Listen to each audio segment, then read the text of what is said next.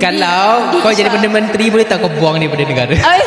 Kalau kau diberi pilihan untuk jadi Perdana Menteri kan, apa benda yang kau nak ubah? Bebas weh, aku nak tahu. Okay, aku nak bagi jawapan tadi yang kita rehearsal. Aku nak cat satu Malaysia Purple. Tak, kau tahu boleh tak? buat alliance. Tahu tak yang dulu pernah kejap yang Datuk Vida cat Stadium Kelantan warna pink warna tu. pink. Kau tahu tak yang tu aku dah sakit kepala.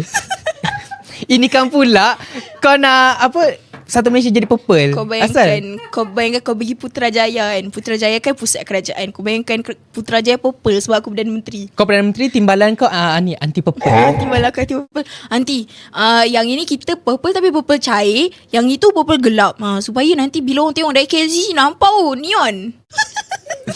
Kita ada penonton kat sini. Ya, kita ada Dia penonton. menganjing weh. Kita undi Ishfah. Kalau Undi kau jadi Ishfah. Perdana Menteri, boleh tak kau buang daripada negara? Ay. Lepas tu kau buat silent treatment.